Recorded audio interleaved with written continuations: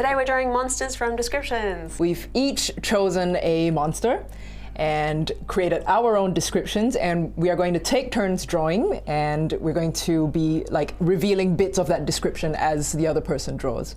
We're going to be thinking of an existing monster and coming up with the descriptions ourselves. All right, let's see what you've got in store for me. She's got a very narrow waist. She hourglass?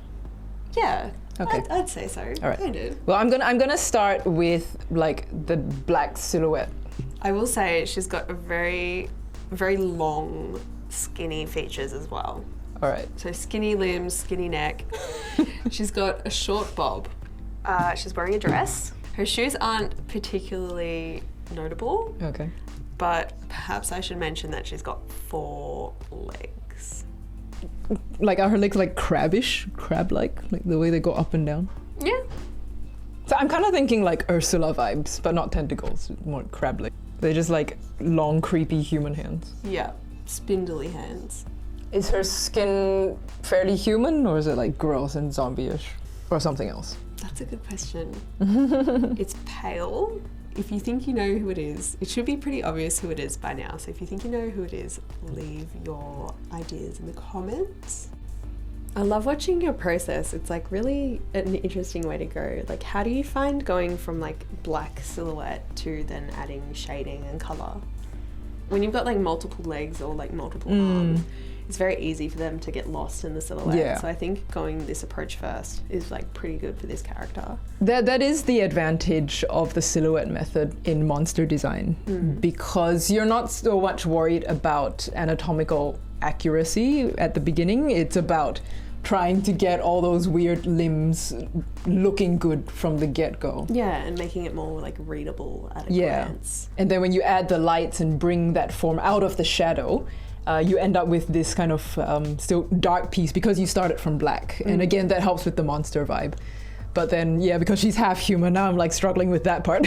Yeah, it's interesting that you go like from darks to lights. I feel like I usually work lights to darks. With other pieces, you know, if I already have a particular end style in mind, I might go something more like your method. Yeah. Yeah. Like there's no right or wrong way. Like No. I find that both of them can work. Yeah. This character is actually a shapeshifter, so you actually could have leaned into the human side of it because it does begin as a human. But then you also could really lean into like the disfigured, like insectoid sort of side of it, because that's how it evolves. So before I reveal your character, I'm going to give you one more piece of information for you to draw in. I've deliberately saved this to last because you can just like add it in at the end, but it will absolutely tell you which character this is. So this character has got human features like you've drawn, with the exception of having button eyes.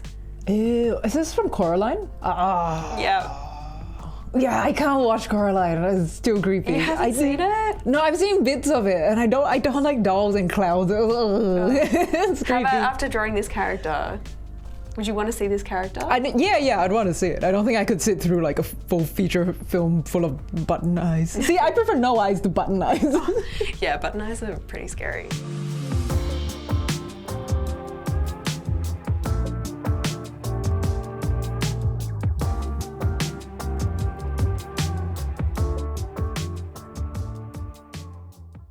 Yes, this is the other mother in Coraline. Coraline's mother of her like parallel universe, but in her monster form. So she starts off as like this sweet like mother figure, and then towards the end she sort of progresses into this like really demonic, like twisted, like spider lady. Gotcha.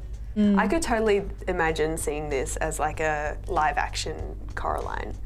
Ew. Now, we're digital artists, but for all our traditional artists out there, we want to tell you a little bit about Jazz's Pro Sketch Pack. Whether you're starting your art journey or you're a little bit more professional, the Pro Sketch Pack includes all of the tools that you would need to get sketching. It comes with mechanical pencils, markers, fine liners, colored pencils, and not one, but 2 sketchbooks, a dry media sketchbook and also a multimedia sketchbook. So right now they are having a back to school sale, meaning that you can get 20% off your Pro Sketch Pack. This means that you get $200 worth of art supplies for less than $80. But the sale is only on for a limited time only, so if you're interested, check the link in the description below. So Ariel, what is your description of your character? It is a tall beast. It is as tall as a building.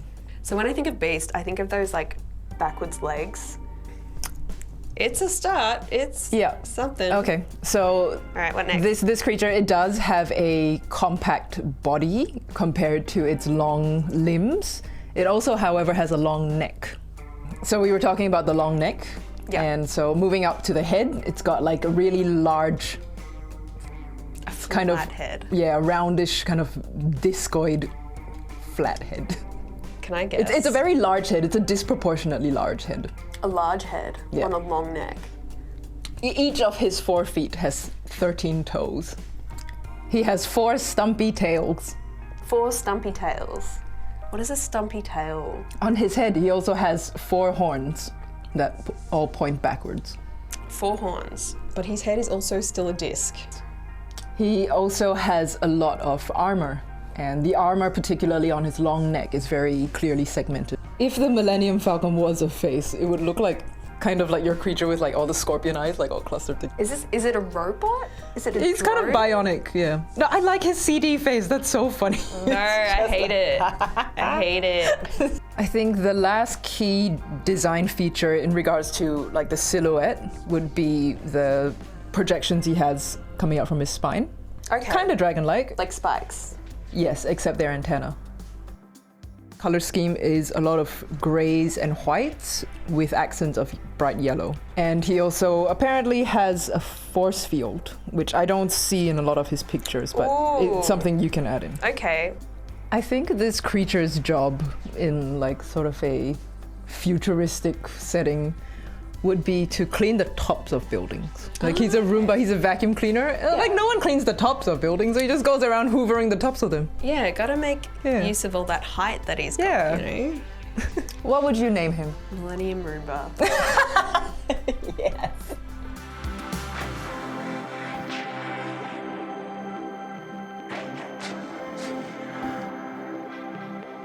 Please tell me who this is. This is a creature from the game Horizon Zero Dawn, and it's literally just called a tall neck. It really is a giraffe with a Roomba head. Yeah. I'm actually surprised at how close I am. Yeah, I was exactly. like, there's no creature that looks like this. But there's a creature Yeah. that kind of looks like Yes, this. yes. But I like your Roomba head. I like this image of him like cleaning the tops of buildings. Yeah. Just This goes is up to true. it and like rests his chin on it and just like sucks up all the dirt. I enjoyed having like bits of information slowly fed as the thing developed. And you know, a book description is one thing, but then it's just one artist versus description. Whereas now this character has been filtered through the eyes of 2 artists because you've looked at it, you've created a description, passed that description to me, and then I've created it. So it's a bit more like Chinese whispery, I guess. Yeah, but Yeah. then I feel like in doing that, it really helps you distill into like the most important design features. So we would really like to do this challenge again, but perhaps with some more characters that like neither of us knows or only one of us know. So it would be really, really helpful if you guys could actually put some suggestions in the comments that we could send to our editors and they could pick for us. If you guys enjoy this video and you want to support the channel a little bit more, make sure that you check out our Patreon, the link in the description. On Patreon, we do a bunch of tutorials and masterclasses and you get a whole bunch of behind the scenes action. We're actually working on a community commission at the moment where the highest tier of Patreon get to contribute to a commission that the inset artists are working on. We'll see you in the next video. Bye, Millennium Roomba.